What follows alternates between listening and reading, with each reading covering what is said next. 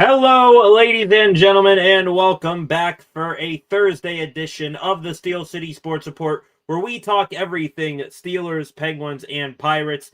I am your host, Brady Vini. Almost Halloween, ladies and gentlemen. So before we continue on here, happy Halloween to all of you who celebrate. I, in this last minute get up, am a person for Halloween here. Who that person is, I will let all of you know here in a second who that is. He's actually going to be featured in today's video, but just wanted to get that out of the way early, and also want to get out of the way early to all of you on here right now. This will be the final Steel City Sports Report live stream until the weekend when the Steelers take on the Indianapolis Colts. I have the graphic for that game popped up right here, just like this. So hope you all join me back here on Sunday. No live stream tomorrow. There will be in SCSR 60 tonight. We will see if there will be one tomorrow, but I will leave that TBD. But anyways, in the meantime, I'm welcoming all of you in here right now. Still a good bit to talk about today on Thursday. I think becoming more accustomed to what is going on here on the channel. Thursdays, excuse me.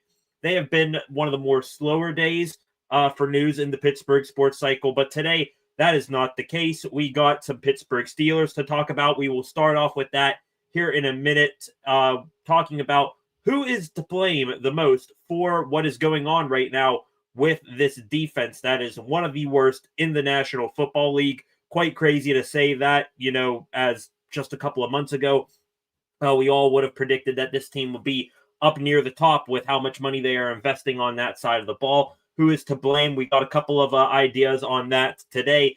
Afterwards, we will talk a little bit about the Pittsburgh Penguins. Not a game recap for them today. Instead, a little bit of a preview for their matchup tonight against the Minnesota Wild, and some exciting news that one of the more electric players on the team this year is staying.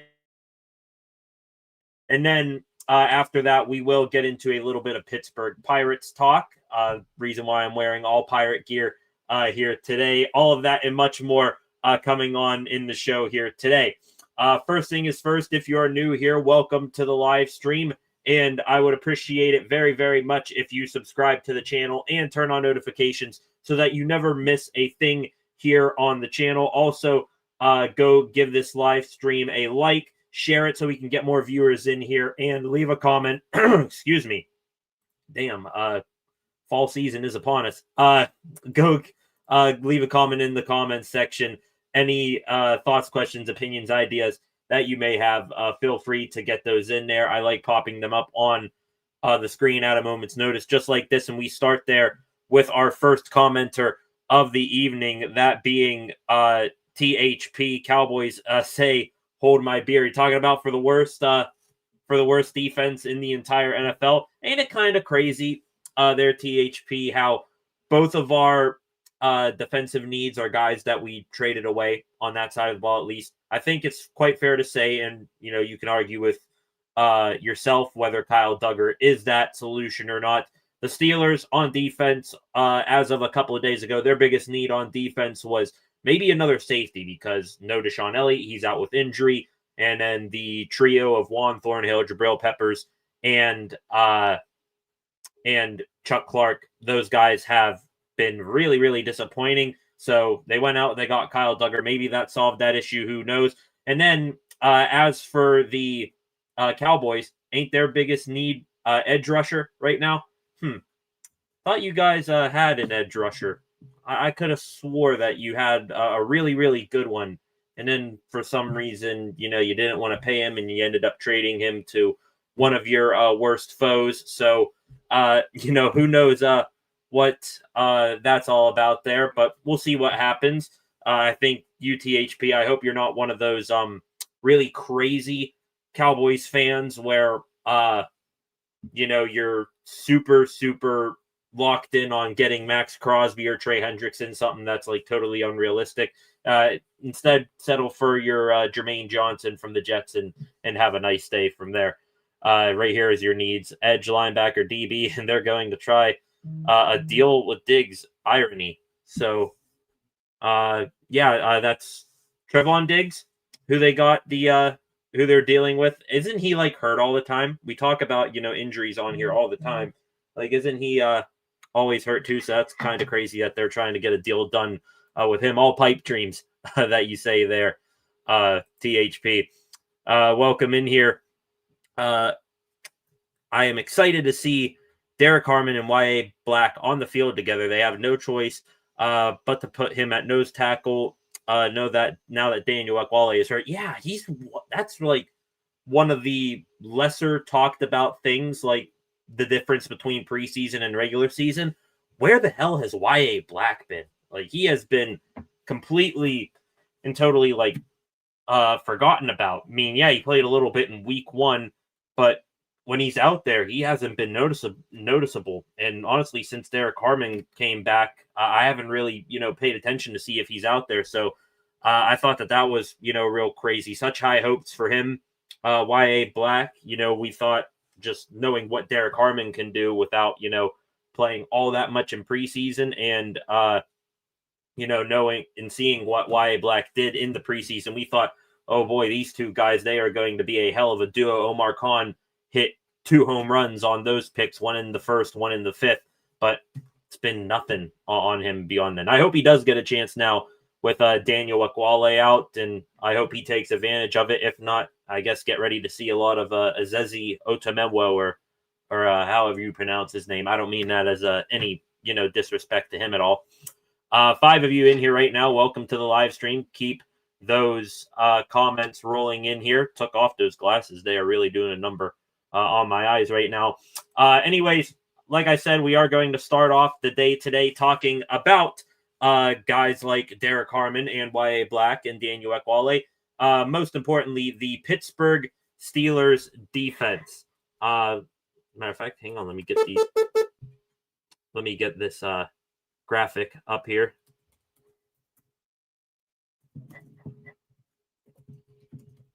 There we go. Now I got the graphic up there.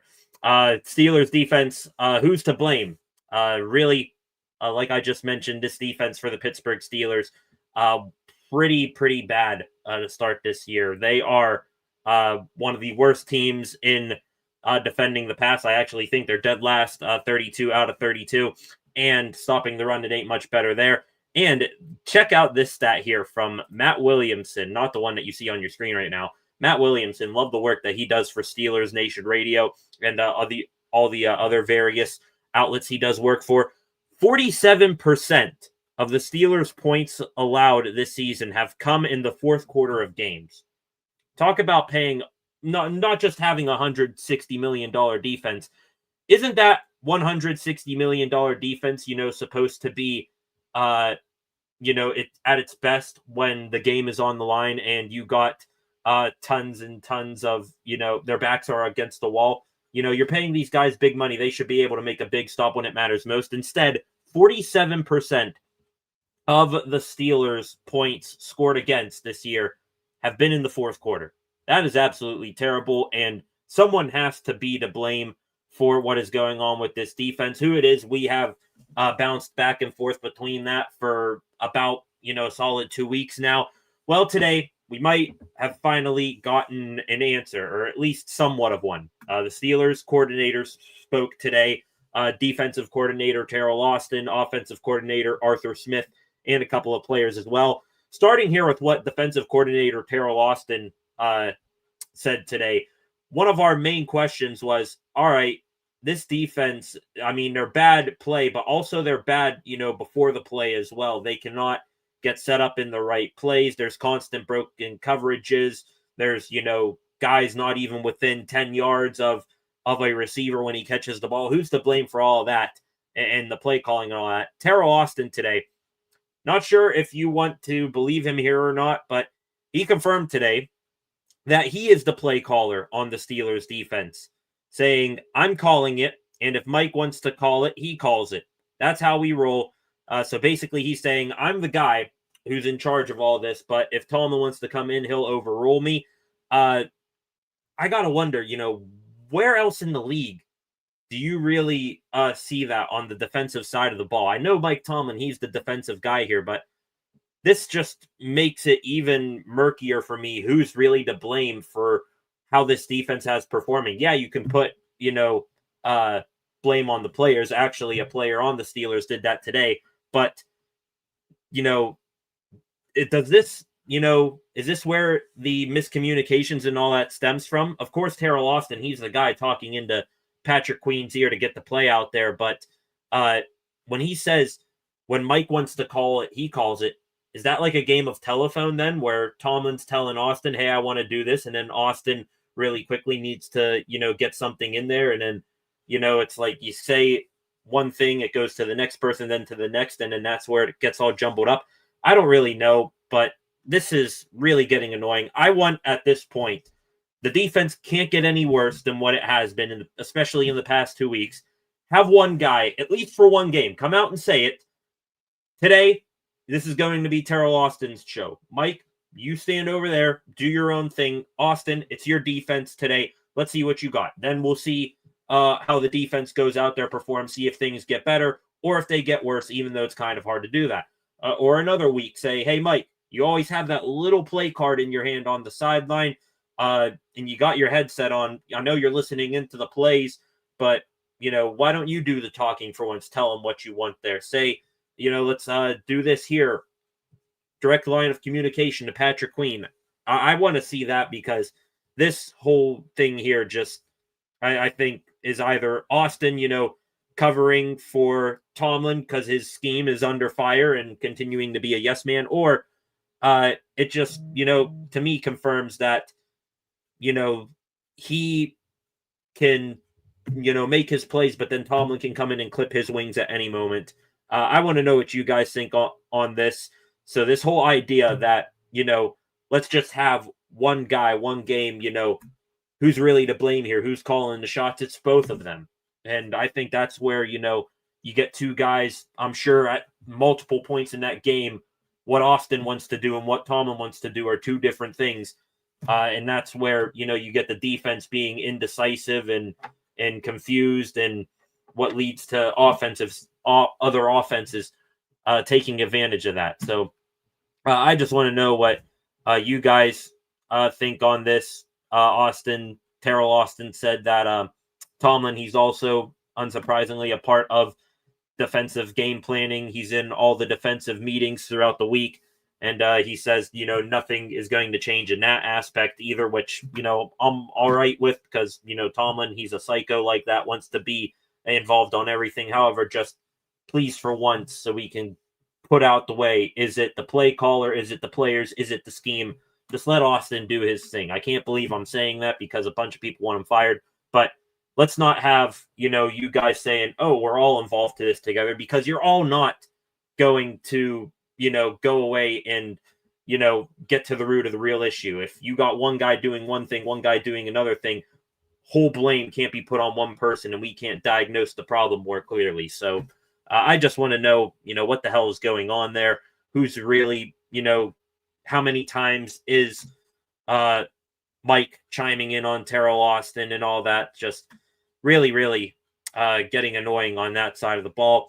Also, you hear me saying, I'm confused. You got other insiders covering this team confused as well. Chris Carter of the Pittsburgh Post-Gazette says that, it is Mike Tomlin's defense. He says the style he wants, but it's the defensive coordinator calling the plays. And then you got Jerry Dulac of the Pittsburgh Post-Gazette saying things like, Tomlin does not call the plays, but still you can't blame the play caller here, like what Carter was saying, saying that, it's like when you tell the painter to paint your house, or it's like saying you blame the painter for having bad paint when you provide it. So I just want to know where the hell things are going with this team and this defense, because it sounds like, them butting heads during games, to me, is really wreaking havoc on this defense. Maybe, if things do change, would it be all that better? I don't know. Probably not, but can we please just stop with this? Oh, Mike, I'm calling this. And he's like, no, call this, because I'm the more tenured vet here. And then Austin just listens and becomes a yes man. Like, no, let's see who's right here for once.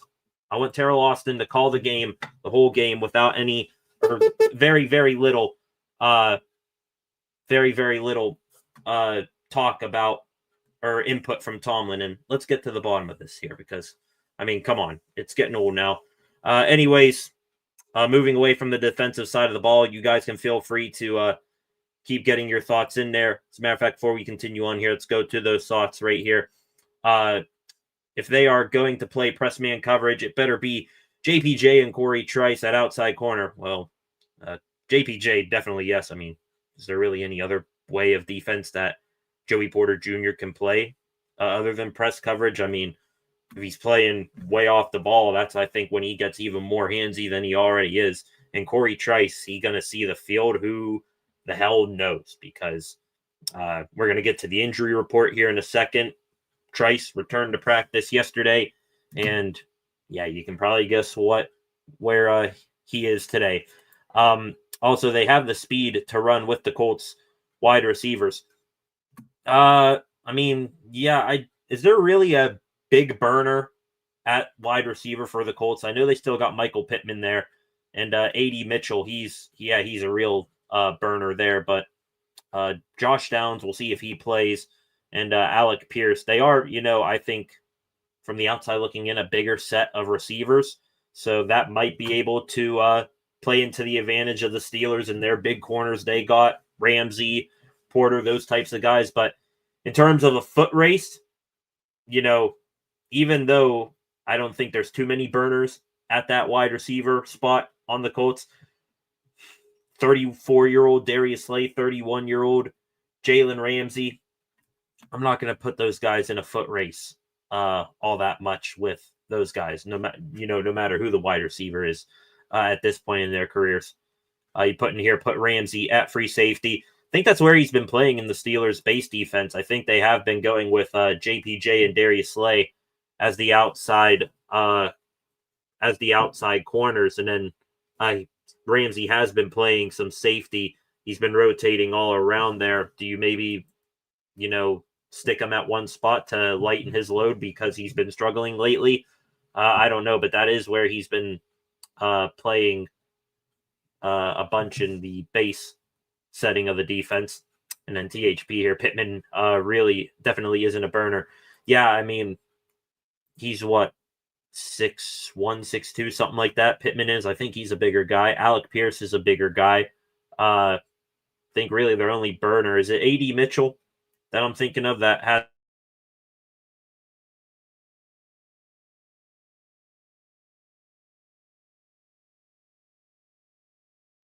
corners. I think no matter who they're going up against, they should be up in press coverage a little bit more. But this week, give them a good chance of going stride for stride with these wide receivers than any other team. THP here, Warren is definitely a big time target.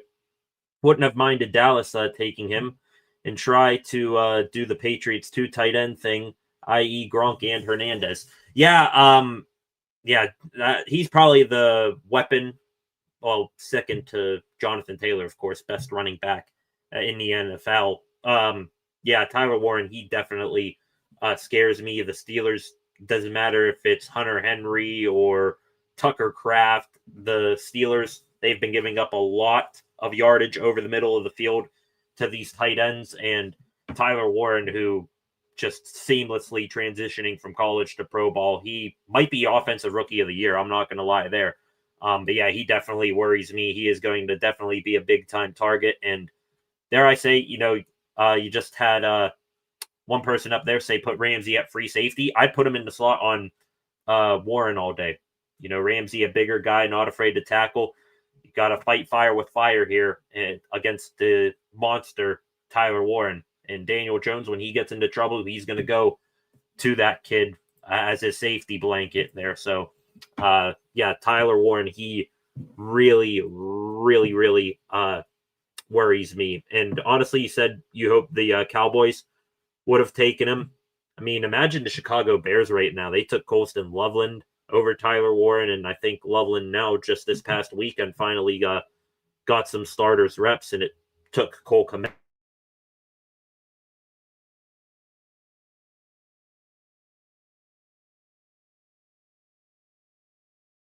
Honestly, at that time, you still had Freiermuth, you had Darnell Washington, but I would have taken Tyler Warren because he was just that dynamic of a player. If he somehow fell all the way to 21, where the Steelers were picking at that point, with a guy like that on the board, you just forget that he has a position and you put him in your offense because he is going to be just a weapon and a half.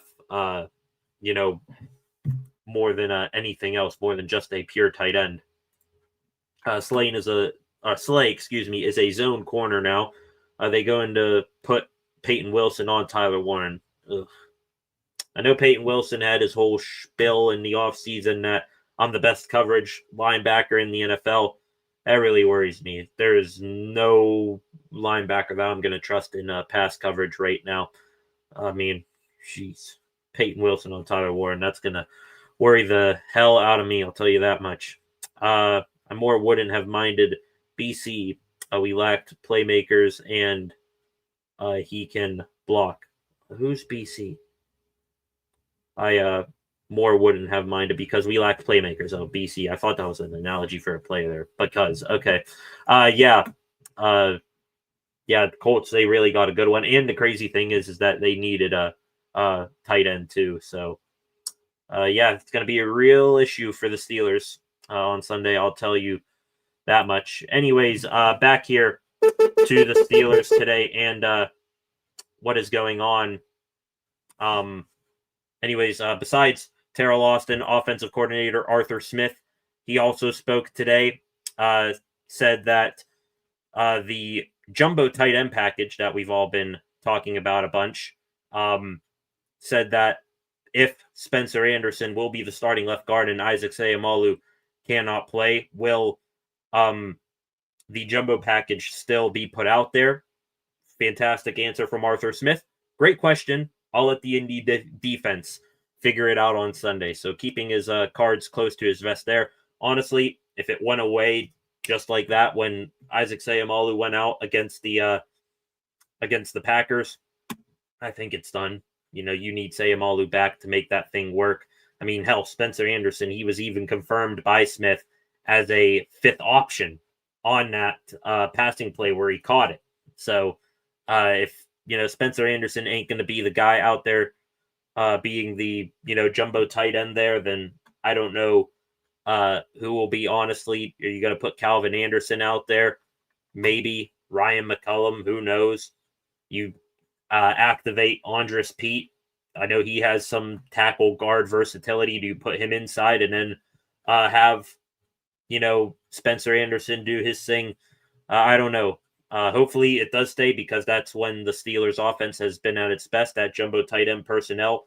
I think I've rattled off the stats a couple of times on this channel. They are fantastic with passing the ball out of that set. They're even more fantastic running it. So hopefully that does stay. And the last thing Arthur Smith said today, talking about Roman Wilson, the game that he had on Sunday against the Packers, said that this breakout shouldn't be a surprise to anyone.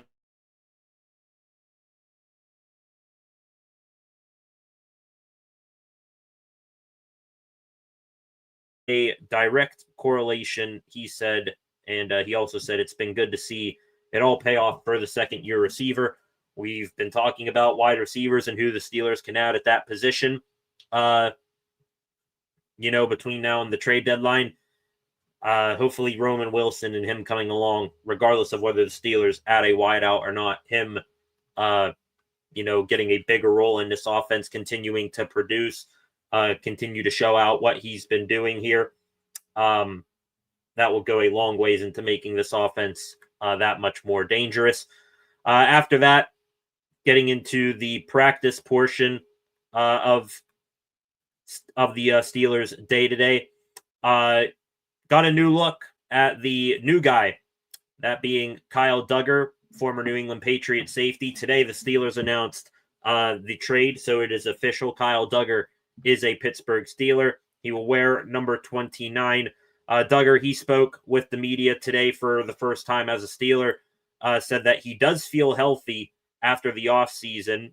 It was brought up that Duggar had ankle surgery in the offseason, and, tons of Patriots fans were saying, oh, hey, he's lost a step because of this ankle surgery.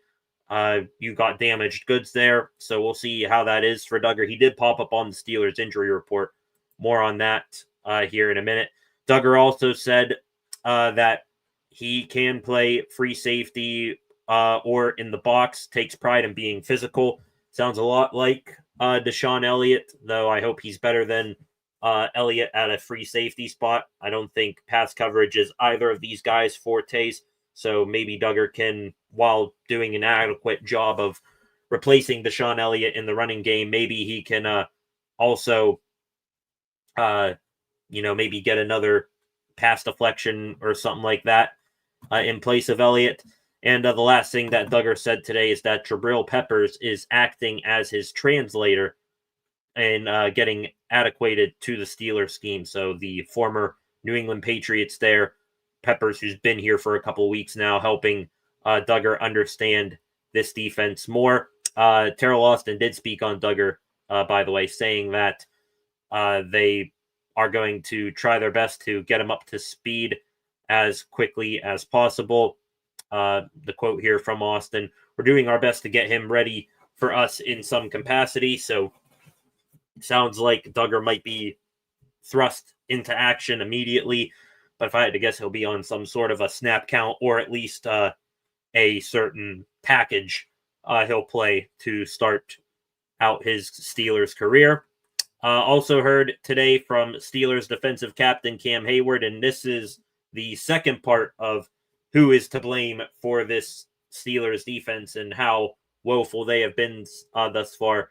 Hayward saying that defense of their caliber should have, just basic needs satisfied, and they should go out there and be able to win games. Said that it is not the scheme, it is the players who are to blame most for this defense and where they are at right now. On one hand, yes, agree with Cam 100%. I don't think you can go to a single player, except for maybe Derek Harmon, but even then he's still a rookie. I don't think you can go to a single player on that Steelers defense right now and say you are earning either up to the level or beyond the level of what you're getting paid right now. And so he's correct there. No one's really performing well. And effort, he's the guy who called out the effort and heart of this defense after the game on Sunday, which also true. I mean, you got Darius Slay quitting on a play, not putting his body on the line to try to prevent a touchdown. You got guys who are, just jogging around out there, things like that. So I agree with Cam there. Where he loses me a bit is that players are to blame. They're the one out there, doing all the work. But the coaching staff and the scheme are the ones to most blame when you have a wide receiver with no one within the zip code area of him on defense.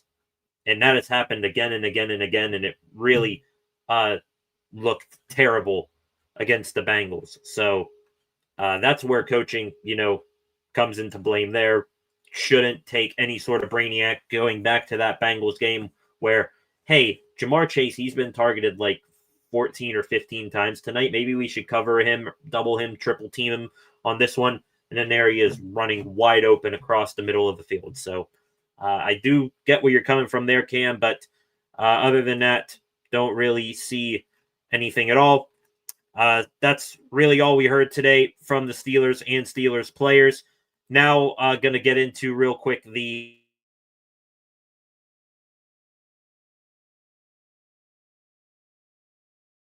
caveat of Steelers news. Lengthy injury report, and unfortunately it is only getting longer here by the day. You look at the injury chart here for the Steelers, just hitting on a couple of key players here. Isaac Seumalo with his pec strain did not practice for a second straight day.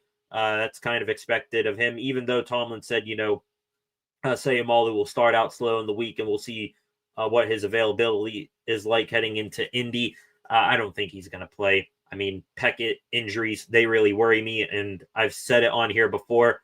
A pec injury for an offensive lineman, that is going to be much more impactful on how you perform than a pec injury on a DB or something like that. Sayamalu is going to be using his arms a lot, stretching out that pec and things of that sort. And if it's going to, be bothering him today, I doubt it's going to feel any better 3 days from now when they suit up against the Colts. Kyle Duggar, new Steelers safety, we mentioned him. Ankle injury he had in the preseason, though he's also been dealing with a knee issue, and he is on the practice report here, listed as a full participant. However, Jabril Peppers, his former New England Patriot partner, popping up on the injury report with a quad issue today. He was limited. Hopefully everything is good there. We can't have any more injuries at the safety spot right now. Speaking of quad injuries, Pat Freiermuth diagnosed with that after that massive shot he took in the Packers game. He back at practice today. And the last guy I really want to make note of here, just activated, well, not activated off of IR, just opened up his 21-day window. And Corey Trice already back on the injury report with a knee issue. Like, can this guy please catch a break? Because, you got people in the comments here saying, oh, Trice, when he gets in there, he's going to be a massive addition here to this secondary. Another, avatar-like player, as Mike Tomlin likes to call him, a Joey Porter Jr. clone, and can't stay on the field. I feel bad for the guy, but it's frustrating, and I'm sure it's twice as frustrating for him. But I mean, geez, it's really getting dark early for Corey Trice and his career as a Pittsburgh Steeler here, I got to tell you. So that does it for the injury report today and what went down on the south side today at the Steelers practice facility. One last recap of the injury report.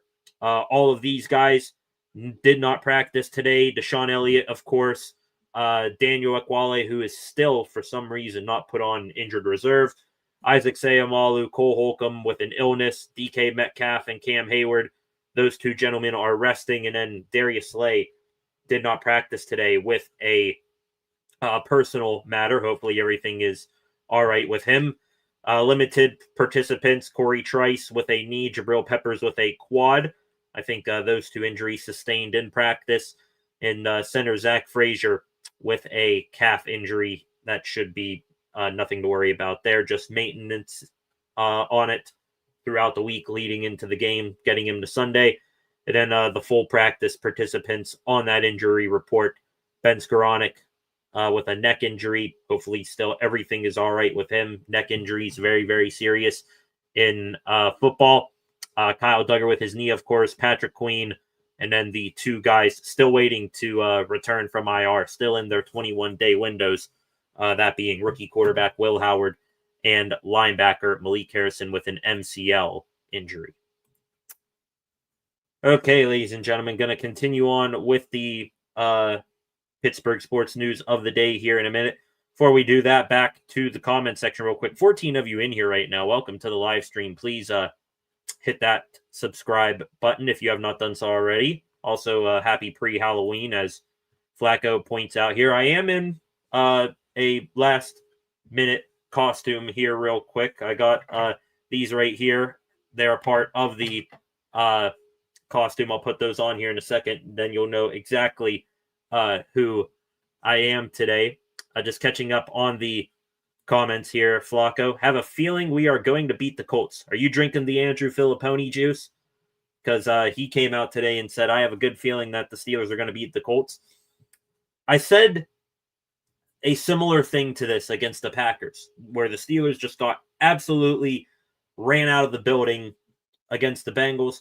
And I say, watch, they lose a game like that they should not lose, going up against a team down in the dumps on a quarterback that they just brought in and down their top defensive player.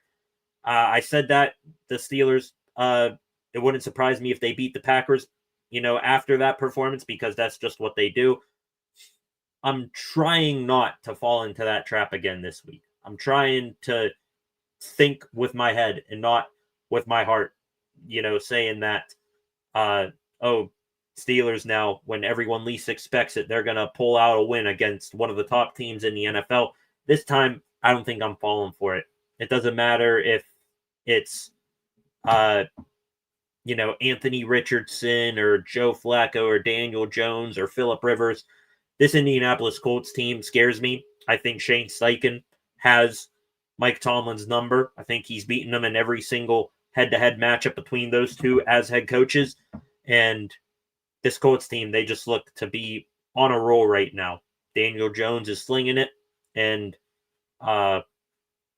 just think Jonathan Taylor's going to run all over this team. And we'll see Tyler Warren make Tucker Kraft's performance from Sunday against the Steelers look like nothing there. So I'm worried about it. Flacco, you're entitled to your own opinion, but right now I still think that it's going to be an ugly, ugly Sunday at Acrisure Stadium for the Steelers. They should get a board with all their names and give them stars like kindergarten talking about the defense. Oh, TJ, once again, did not show up except for one play in the fourth quarter when it was garbage time. You get a star demoted there. There you go. Deshaun Elliott, you made a heck of a play here. Your star goes up there. But yeah, I mean, just terrible now with the defense. And Flacco brings up all these knee injuries. What the heck? Can't blame the field because it is your field at that practice facility on the south side. And honestly, I still have no idea why the hell this strength and conditioning staff made it through the offseason, because seeing all of those injuries that you had last year, especially the soft tissue ones, pulling calves, pulling hamstrings and groins and things like that, some of which are still continuing to this day.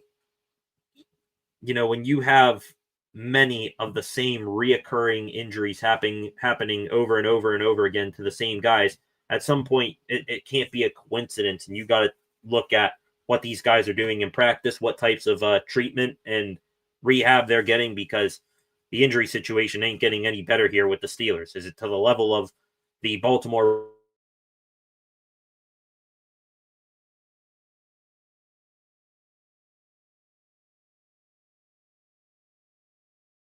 with it too there, Flacco? I wonder what's up with it too. THP here again. Problem with this game for the Steelers is the Colts will be trying to run, then hit that play action.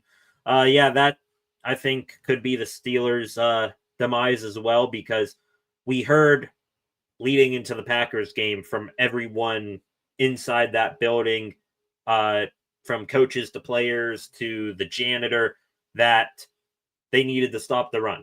And for a little while there, they did. I didn't see Josh Jacobs really breaking the game wide open there for the Packers. So good job on that front.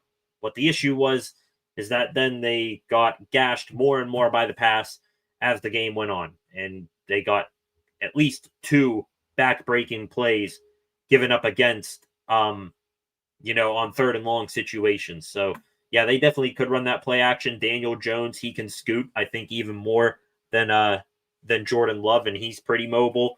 And, he's going to buy them time, and hopefully the Steelers are prepared for it. Yeah, you got to stop Jonathan Taylor, but can't sleep on Daniel Jones and the legs he has. THP again here. Key for the Steelers to win this game is to force turnovers, and Rodgers exposing the Colts' passing defense. A turnover would be nice, even just one. The Steelers have not had a turnover in the continental United States in pushing a month now, because, I think their last turnover was in Ireland against the Vikings, and they've been completely missing in action in that department since. Wasn't the whole,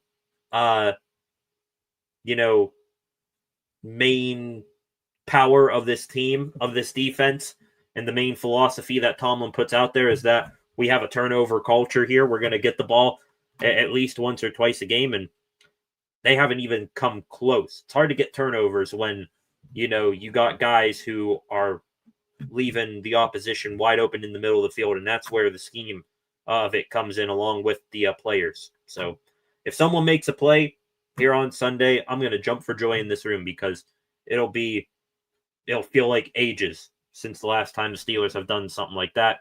And Rodgers exposing the Colts passing defense. I mean, I know the Colts on their back end, trying to think of their secondary there. They got they got Kenny Moore, though he's mainly a slot guy. They got, Jalen Jones on the outside, and one of their safeties is Cam Bynum. It is, a back end of a defense that doesn't have a ton of star power, but I think they are a formidable unit. So I'm interested to see what Rodgers does against that Colts passing defense. Flacco here, we need a knee specialist on our strength and conditioning staff. You can have the entire staff at whatever UPMC hospital you got around there. Just something needs to change. Just bring in all of those guys to check out the Steelers. Serial killer Boswell for Halloween. No, I am not serial killer Chris Boswell for Halloween. I'm going to reveal who that is here in a second. Wearing a bunch of pirate stuff today for a reason. Certainly not because they're doing any fantastic things this offseason or because they're playing in the World Series. Last comment here from Al on the Prowl before we continue on here today. Al on the Prowl, I got 60-40 as a score. 100 points getting put up in this game. That's crazy. Though I like it. That's got a decent chance there, Al. I got 60-40. I think this may be a trap game for the Colts, but the way the Steelers D has been playing, I can't pick the Steelers. I think, this Steelers defense, it just speaks to how far from grace they have fallen. Instead of this being a trap game for, teams like the Colts flying high right now, I think the league, for the most part, they are viewing this Steelers defense as a get-right game. Like, hey, they're going to run the same things over and over again, just like Julian Edelman said on his podcast. They're still running the same defense from 2007, and, we'll know what to expect from them. So while we know what's coming, let's work on a couple of things while beating them. And, I believe you two there, Al, that the D with that defense right now can't really pick the Steelers right now.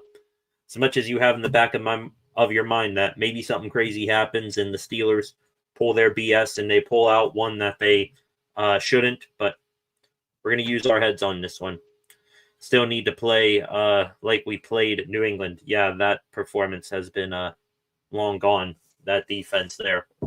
Turnovers, 5 turnovers. And you got lucky with a ton of fumbles in that one that you.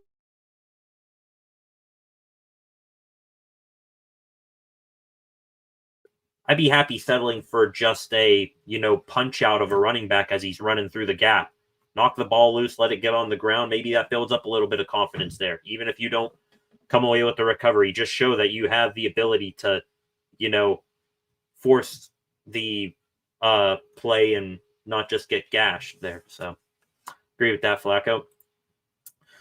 14 of you in here right now. Welcome to the live stream. Please hit that subscribe button if you have not done so already. Up to 605 subscribers on the channel, so growing little by little every day.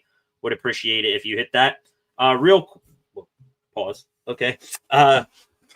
Real quick, we're gonna switch gears here, ladies and gentlemen, and then we'll get back into a little bit of Pittsburgh Steelers talk. I am sure going to switch things over to hockey here just for a quick moment. No sort of game recap or anything of that sort today for the Pittsburgh Penguins. They here in about 45 minutes are going to drop the puck up in St. Paul, Minnesota against the Wild. Billy Guerin, former Penguins group up there that he has assembled. So we will see what goes on with the Pens tonight. The top story around the Pens today, and this one we as Pens fans could not be any more excited about. Rookie Ben Kindel we've been talking about it on here for a while. Started the year surprisingly, not surprising after his preseason performance, but Kindel starting the year with the NHL club, per, all rookies, they are given a 9-game tryout before teams can either make a decision to send them back to their junior teams or keep them up in the NHL and shave a year off of their rookie contract. Well, as of a couple nights ago against the Philadelphia Flyers, Ben Kindel, his 9 games are up. And very good news, Kindel staying with the NHL team. He will officially be a rookie tonight, and his rookie contract will kick in. Kindel will play in his 10th NHL game. He will not get sent back to his junior team in the Calgary Hitmen.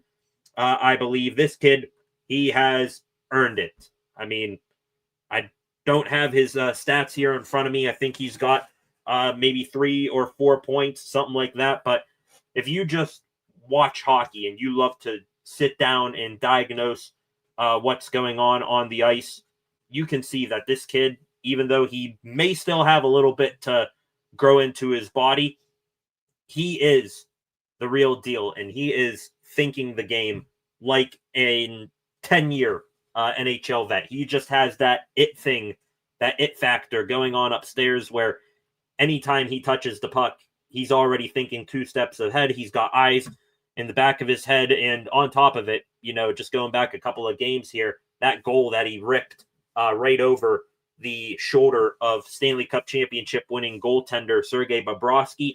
I think Kindel now, he is just scratching the surface of what he can be in the NHL, and now he's starting to put up some damn good production to go along with it.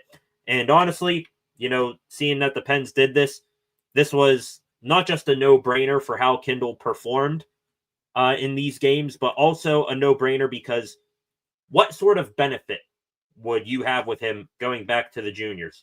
Yeah, sure. Send him back to his junior team where he's going to be playing a bunch of teenagers just like himself, and he's going to go out there and dominate all night long and put up, massive points there. Or he could still continue to grow here in the NHL and learn a thing or two still from guys like Sidney Crosby and Evgeny Malkin. He's got his locker stall next to Crosby for goodness sake. So keeping him up here for that reason, I think it's just of big of a reason why he's staying here than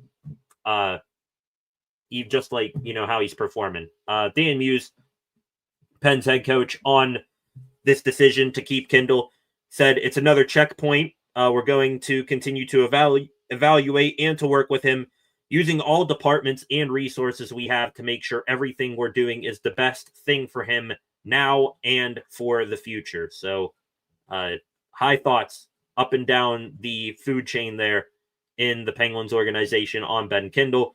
Crazy how in the span of 4 or 5 months that we have gone from who the hell is this undersized kid from the Calgary Hitmen that still has to develop his skating. Why the hell did we take this kid 11th or 12th overall? Well, now looking, we're all eating our words, very, very much here. So we were all wrong on Kindel. Glad he's proving us wrong, and hopefully he continues to do so moving forward.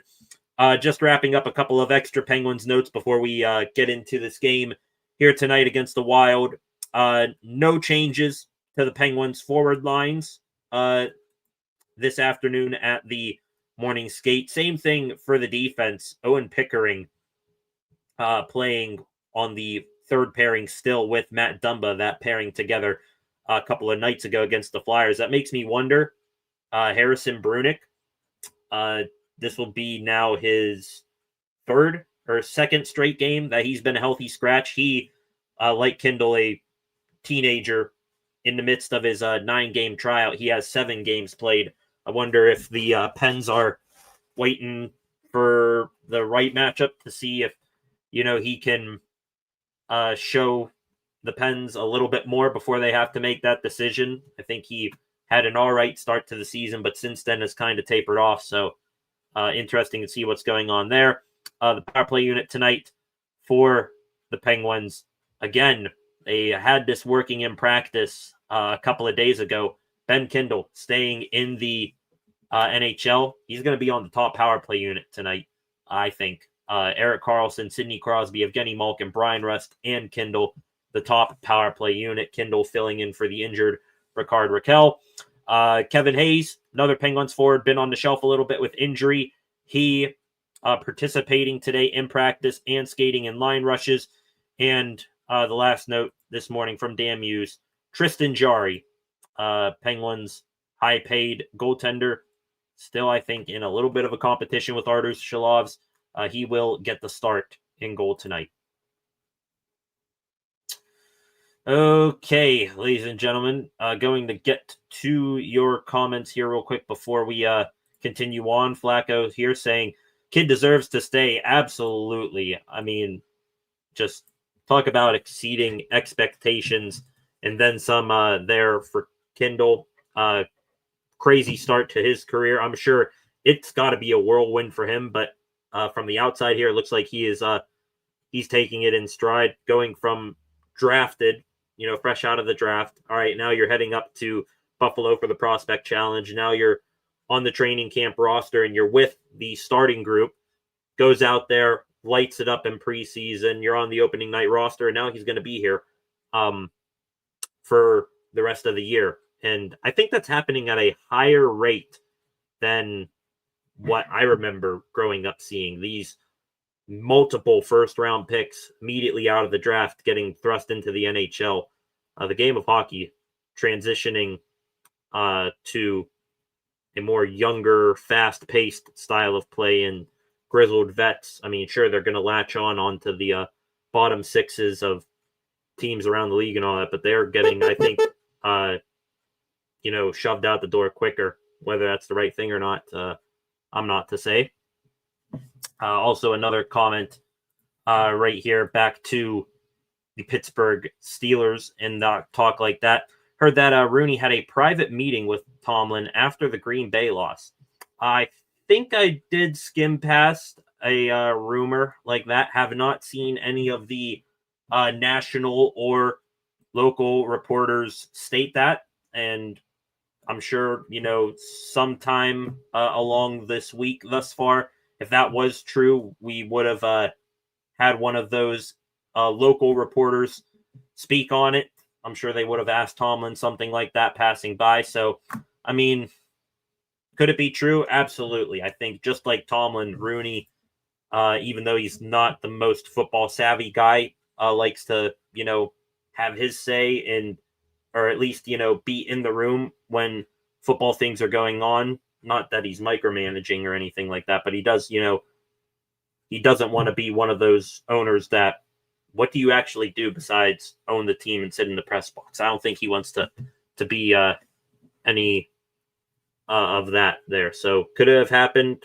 I think so, but gonna wait until one of these national or local reporters come along and say something like that. If they lose this game, Tomlin is officially on the hot seat. I mean, he should be, honestly. He probably already should be when you have two ugly-ass losses with your defense being the main culprit of why you lost so badly, and you're a defensive coach. Should be on the hot seat already, but I think we all know that with Rooney at the helm, change, it is something that is few and far between. It took us, ripping teeth to get Matt Canada out of here. What do you think it's going to need to take to get Tomlin out of here? A whole hell of a lot more than it took Canada, and that was a lot there. So, just not going to happen. Should it happen? Probably. Said it on here before. I think the locker room is starting to have a little bit of deaf ears towards his, philosophy and speeches and things like that. And sure, Tomlin can be a great coach and he can go elsewhere and be a great coach. And at the same time, the Steelers can get a new coach, a new voice with a new set of ideas and view on football, and that could rejuvenate this group. But will that happened? Probably not. Probably not. Okay, ladies and gentlemen, 10 of you in here right now. Subscribe to the channel. One last thing for the day here, ladies and gentlemen. One last main topic, and then we will get into the extra Pittsburgh sports news. I told you guys a moment ago that I came in here dressed like this. This is my Halloween costume this year. Sort of last minute one. Wasn't planning on this. Wasn't really planning on anything at all, to be honest with you. But then something happened last night that made me put on this getup here today. And I am just a little bit of white dye in my beard here away from making this fit look complete. And that is, we have a new hiring for a manager spot in the MLB. And it is one guy we are all too familiar with. One guy who I am impersonating today. That being former Pirates manager Derek Shelton. Back in the big leagues, behind the bench, or I guess I should say on top of the dugout step. Again, that's who I am role-playing as today. Shelton, hired by the Minnesota Twins last night, and I was like, whoa, when that notification came across my phone. You're talking about a guy who, once he was done with the Pirates, did a little bit of a TV gig for MLB Network. I thought that was going to be his calling card for the next little while. And then, boom, just like that, a quick turnaround back with the Twins. John Heyman, MLB insider for the New York Post and MLB Network, the first to report this. The Twins announcing the official hiring of Shelton today. Went through all of his accolades, saying that he played college baseball here, was a minor league catcher for 2 years, was the bench coach with the Minnesota Twins back in 2018 and 2019. So he is familiar with this organization. It's a bit of a return home for him. And then, of course, his most recent stop, manager of the Pittsburgh Pirates from 2020 through 2025. Well, not through 2025, up until I believe it was May 8th of 2025 is the date he got fired. And I know the Twins, they are really on hard times right now, but I mean, did they not know that whatever Shelton did for them as their hitting coach in 2018, that guy really is long gone? You're talking about a manager now, Shelton, which I'm trying to remember the stat exactly off the top of my head. In the span of at least 714 managers in Major League Baseball history have managed at least 700 games with one team. And Derek Shelton, where he comes in on that list in terms of number one being this manager has won the most with one team in at least 700 games, and 714 being this guy has lost the most amount of games in the span of 700 games with one team. You want to know where Shelton ranked on that list? 712 out of 714.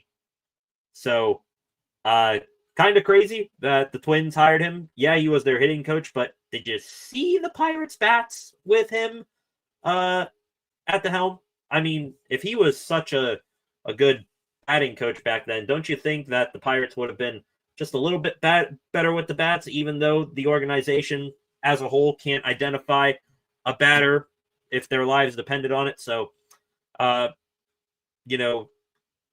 Shelton going back to Minnesota after being a hitting coach for them. I am surprised that he got another managing gig that quickly. I thought he would have started off with, something in the minor leagues if he was going to do that. But nonetheless, I am done harping on Shelton here and what he did as a Pittsburgh Pirate. I'm impersonating him here. And honestly, from deep down in my heart, I want to wish Derek Shelton nothing but the best. Because was he a bad manager for the Pirates? Yes. Also, was he put in probably the most unwinnable situation in the entire MLB? Also, yes. Well, now he's going to Minnesota. It's not that much better of a situation because pretty much they had a fire sale at the trade deadline. Everyone short of Byron Buxton and a couple of pitchers got exiled. But, I mean, I do have the confidence in the Twins organization that they'll be able to turn things around quicker than the Pirates could ever dream of. Is Derek Shelton the right guy for that? Who the hell knows? But still, though, wish him nothing but the best. And I believe it is May 29th of 2026. That will be Derek Shelton's return home. That will be when the Minnesota Twins make their way to PNC Park. That should be a very interesting game to watch when that time comes, and also hear the reactions of the fans when Shelton in the Twins lineup gets introduced there. So congratulations, Derek Shelton. We still hold grudges of just how terrible this team has been over the past 6 years, and you were a part of that as the manager, but at the end of the day, hoping brighter days ahead for your future there, Shelty. So that is my last minute Halloween costume today. Doing my best Derek Shelton impersonation. Sometimes he wears the glasses, sometimes he doesn't, but figured that's, distinguishing enough here today. Okay, ladies and gentlemen, we are going to get into the extra Pittsburgh sports news of the day here in a moment. Real quick, before we do, let's just one more time go to the comment section here real quick before we get into those extra news segments and breeze through them. To the comment section, back we go here. Flacco again,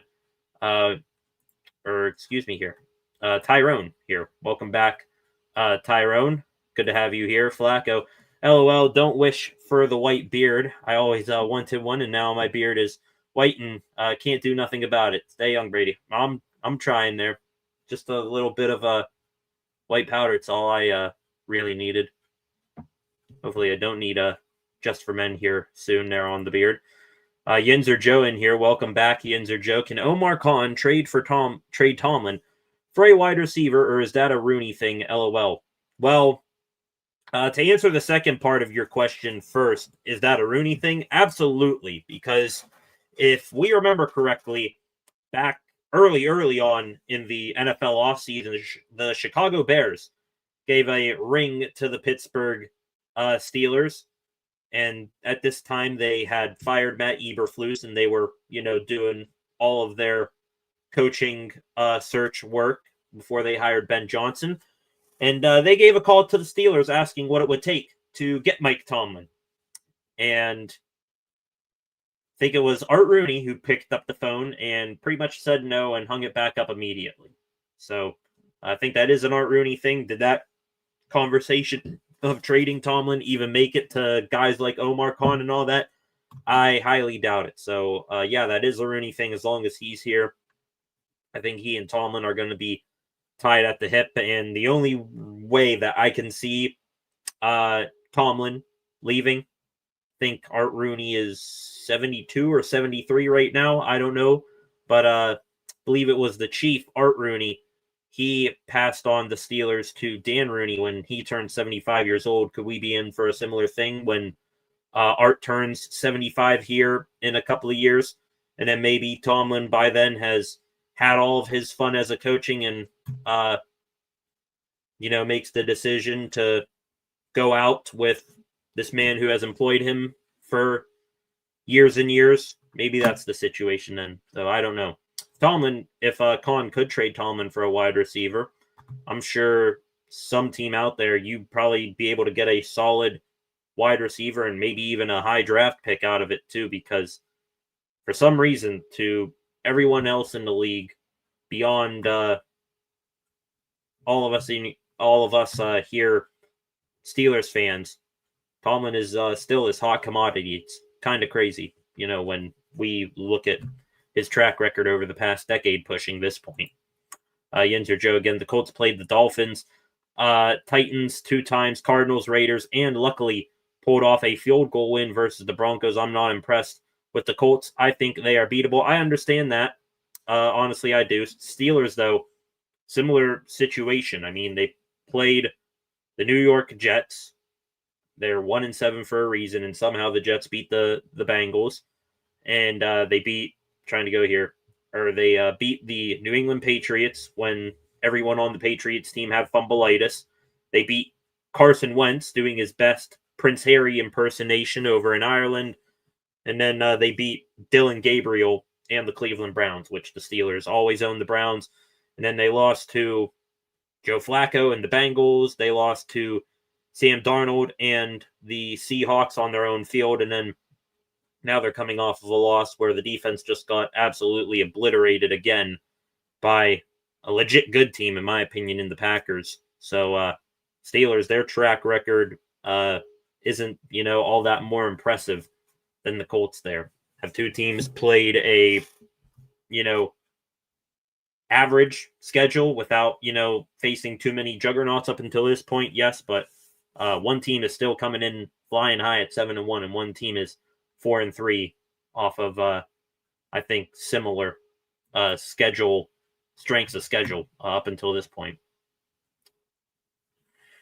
Okay, ladies and gentlemen, going to get into the extra Pittsburgh sports news now here for the day. This segment right here, just real quick breezing through any extra Pittsburgh sports news stories that we are not going to get too attached to or spend too much time on.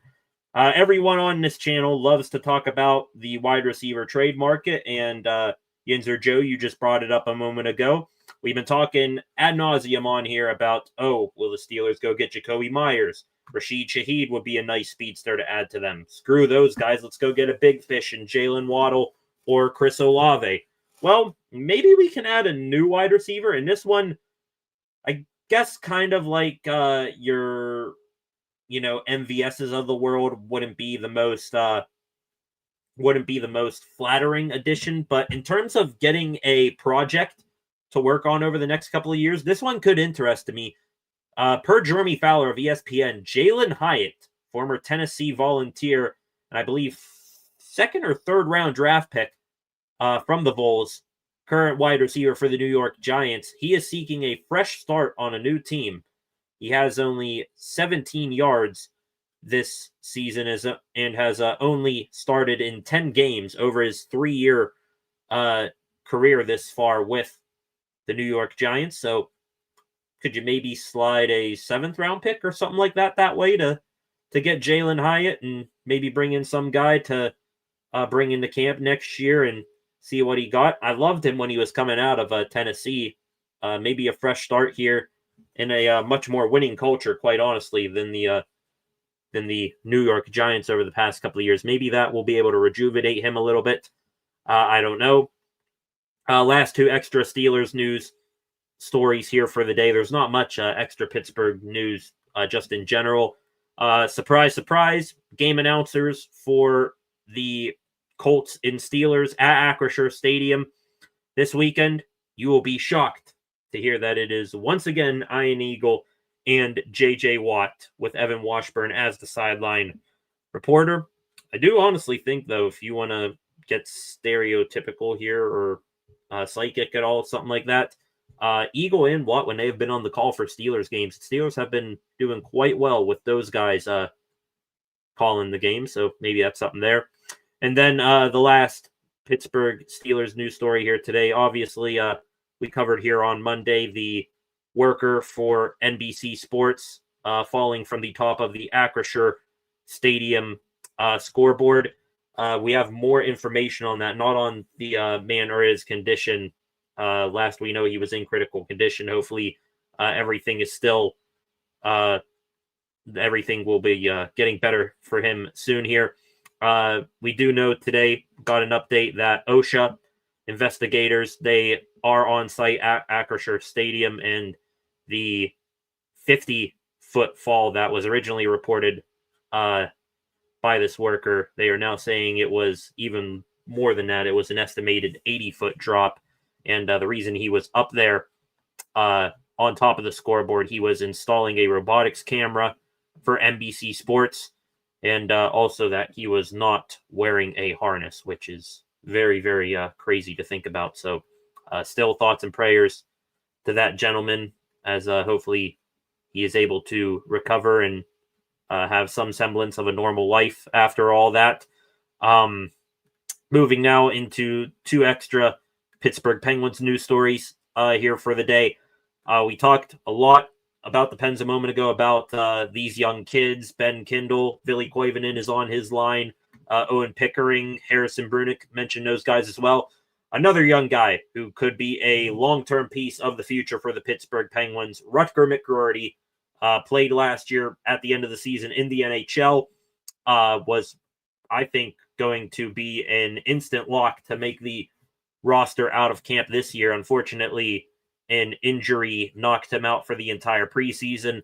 Now he is nearing a return to the ice, but it will be with the Wilkes-Barre Scranton Penguins in the AHL. He was there in Wilkes-Barre this weekend, and he will be playing there soon enough. So he was sitting with the other scratches in the press box the other night, so excited to see McGroarty get back on the ice here soon. And speaking of one last Penguins prospect here for the day, defenseman Peyton Kettles, who I believe was a second-round pick for the Pens in this year's draft, still with his junior team in the Swift Current Broncos. Kettles today, the headliner of a major trade in the junior league he is in. I believe that is the WHL? No, I don't know. We got the QMJHL, the OHL, and the WHL. So I apologize. I don't know what league this is that he's in. Anyways, he was the headliner in a trade. He was traded from the Swift Current Broncos to the Kelowna Rockets. And apparently he is a highly coveted player in the junior leagues, because in return, a defenseman along with a first-round pick, 2 seconds, and 2 fourths were sent back for Peyton Kettles. So he was highly coveted by the Kelowna Rockets. Good for him. Hopefully a good projection for the future in his development now on a new team. We will see. And to wrap up the day here on the channel, just wrapping up with some extra Pittsburgh Pirates news stories. One extra Pittsburgh Pirate news story. We mentioned on Tuesday, I believe, the Pirates bringing back their minor league yearly awards. Went through quite a bit of them. Rookie prospect awards, pitch or some reliever and base runner awards and things like that. Now today, the big two, the last two big awards, the Honus Wagner Player of the Year and the Bob Friend Pitcher of the Year award. This is across all of the minor leagues for the Pirates. Doesn't matter if it's AAA or low A. We're going to start here with the Pitcher of the Year, and this one, a no-brainer. Bubba Chandler, the Bob Friend Pitcher of the Year for the Pirates farm system. Of course, ended his season with the Pittsburgh Pirates in the MLB, but for most of the year was in AAA Indianapolis. During that time, over 100 innings pitched, 121 strikeouts in that span. Just dominant down there. Honestly, took him a little while, more than expected, for him to reach the big leagues, but he ultimately did, and excited to watch him more in the future in that rotation with Paul Skeens moving forward. And in an even bigger no-brainer, winner of the Honus Wagner Player of the Year. Can anyone give a guess who it is? It is Connor Griffin. Griffin, I think this is his second award. He also won Defender of the Year yesterday. But Griffin, I mean, one of the hottest prospects that we've seen in some time, just shot up both the Pirates and the national prospect rankings throughout the season. Went, I believe, all the way from 27 to number 1 on MLB Pipeline.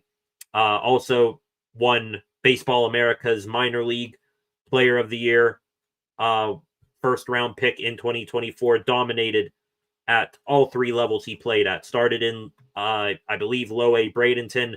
Moved his way up to Greensboro and then double A with the Altoona Curve.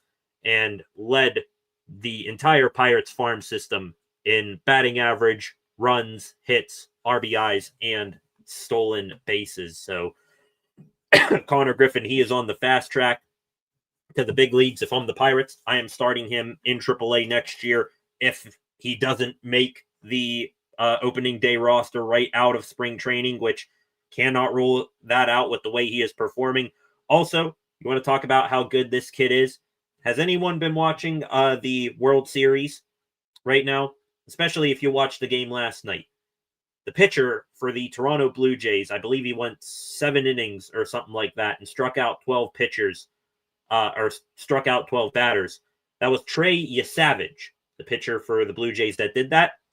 Connor Griffin played against that pitcher in low A this season. Took him deep.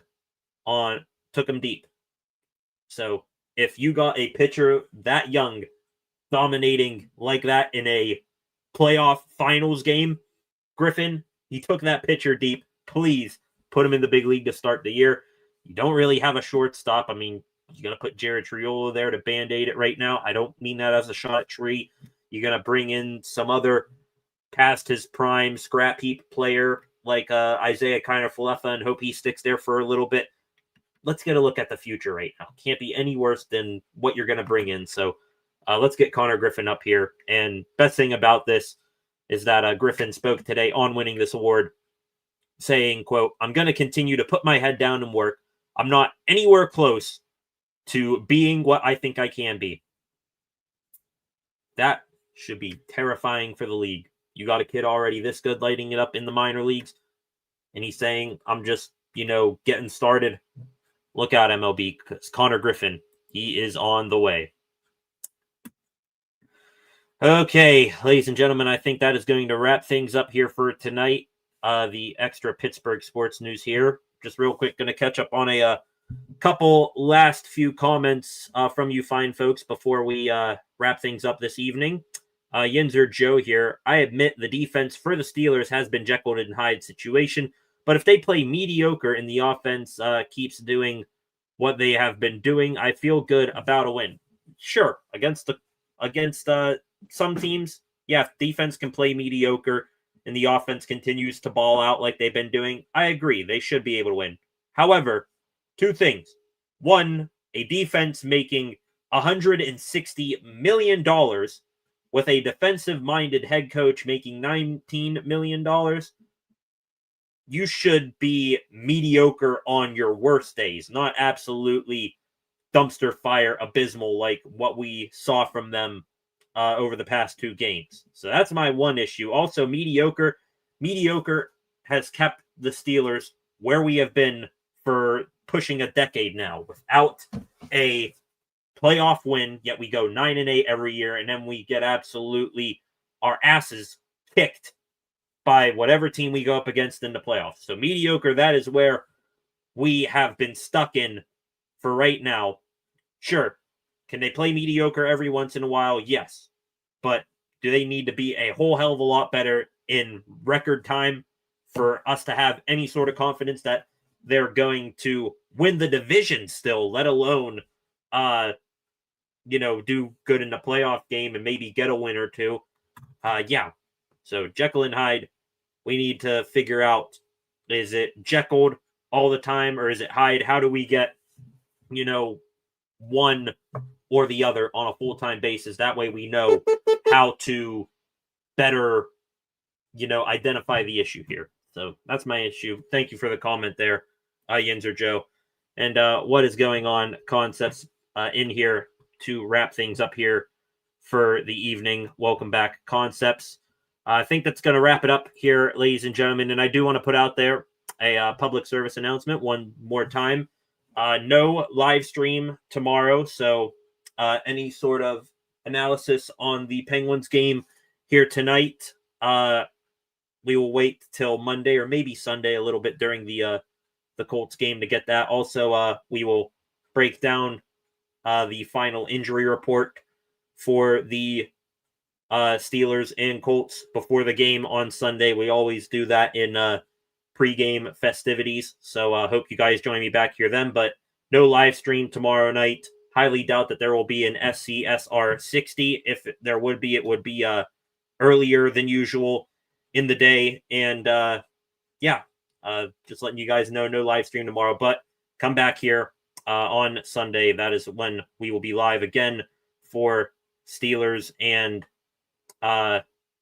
for Steelers and Colts. See it right there, the graphic. You can go right, or not right now. I don't have that popped up yet, but sometime tomorrow, there will be the live stream on for this game on the channel. So go in there, click notify, and you will be in the know exactly when I go live for that game Sunday.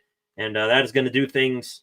That's going to do it for tonight, ladies and gentlemen. Let me get this off the screen. I want to thank you all one last time for joining me today and for really the past couple of weeks here on the channel. It has been crazy, and live streams, these things, they have seemingly gotten longer and longer. We're approaching an hour and a half on stream here tonight, so I appreciate you all coming in as always with your questions. Love it. Love interacting with you folks, and really keeps things moving smoothly, and it keeps things entertaining, not just for you, but for me here on the channel. So appreciate that.